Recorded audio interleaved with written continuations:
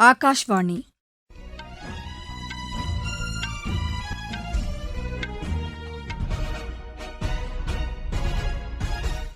செய்திகள் வாசிப்பவர் லட்சுமி ராகவன். தலைப்புச் செய்திகள்: மின்னணு பண பரிமாற்ற முன்னேற்றத்தில் ஒருங்கிணைந்த டிஜிட்டல் கட்டண முறையின் பங்கு இன்றியமையாதது என்று பிரதமர் திரு நரேந்திர மோடி தெரிவித்துள்ளார். நாடாளுமன்ற நடவடிக்கைகளை எதிர்க்கட்சிகள் முடக்கி வருவதாக மத்திய அமைச்சர் திரு கிரண் ரிஜிஜூ குற்றம் சாட்டியுள்ளார். பேரிடர் மேலாண்மைக்காக அக்னி வீரர்களை பயன்படுத்தி அர்ஜுன் பாகினி படைப்பிரிவை தொடங்க மேற்குவங்க அரசு முடிவெடுத்துள்ளது.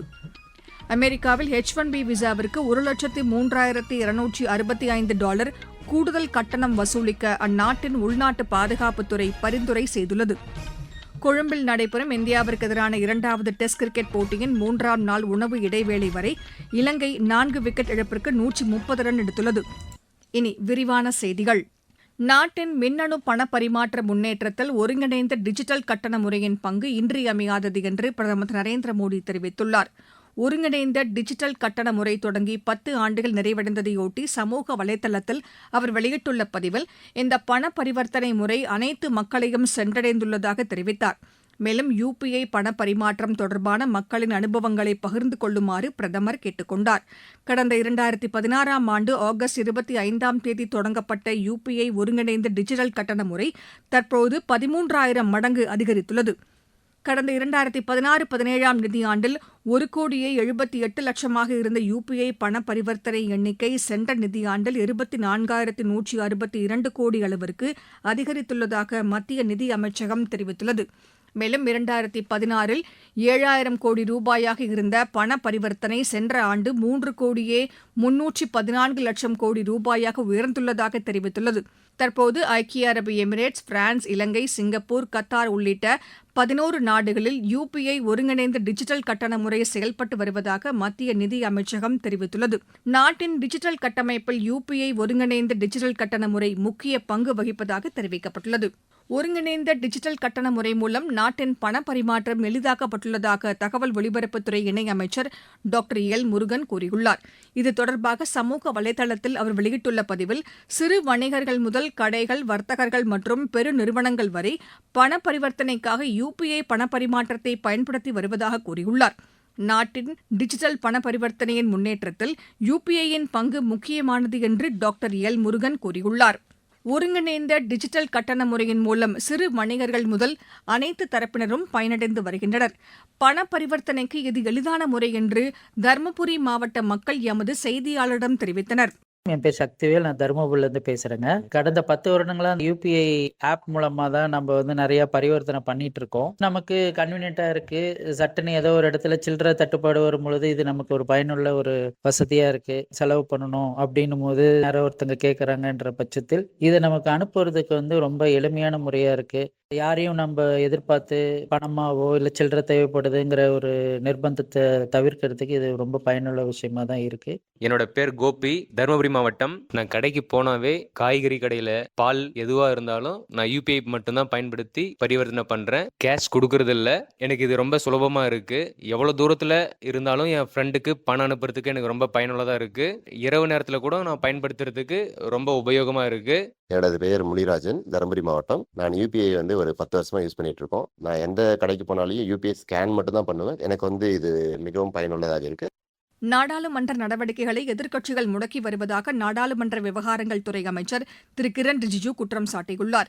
இது தொடர்பாக அவர் எழுதிய கட்டுரையில் எதிர்க்கட்சிகள் கேள்விகளை எழுப்பவும் போராட்டம் நடத்தவும் உரிமை இருப்பதாக கூறிய அவர் நாடாளுமன்ற நடவடிக்கைகளை முடக்க அவர்களுக்கு அதிகாரம் இல்லை என்று தெரிவித்தார்.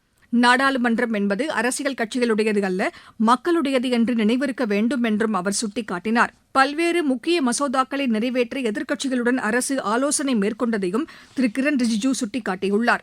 நீங்கள் கேட்டுக்கொண்டிருப்பது ஆகாஷ்வாணியின் செய்தி அறிக்கை.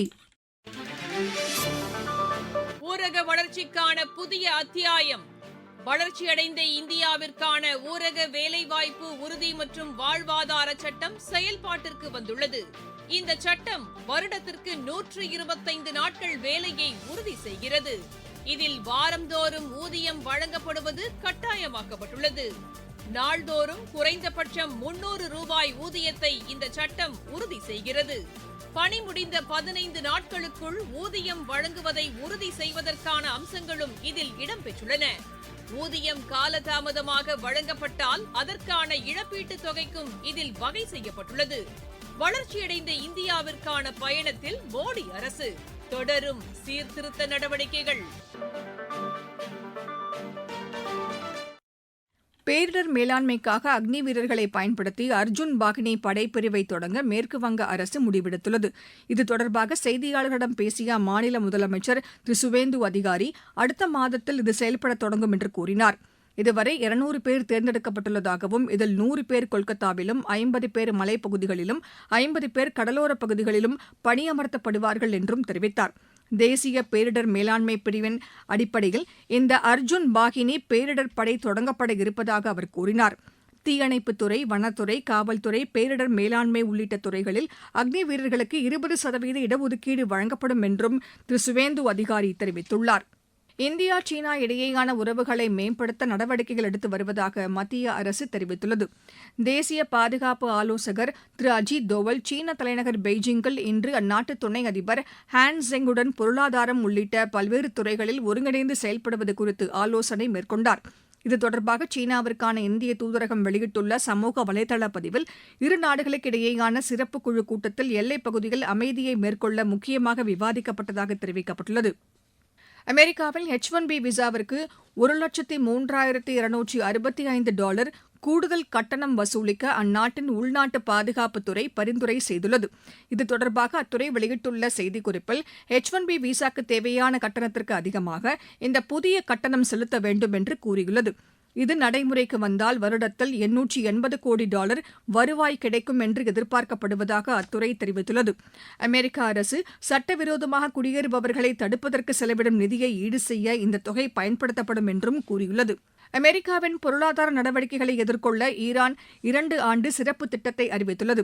இது தொடர்பாக ஈரான் நிதியமைச்சர் அலி மதனி ஜாதேக் வெளியிட்டுள்ள அறிக்கையில், அமெரிக்காவின் பொருளாதார தடைகளை எதிர்கொள்ள ஈரான் தயாராகி வருவதாக தெரிவித்தார்.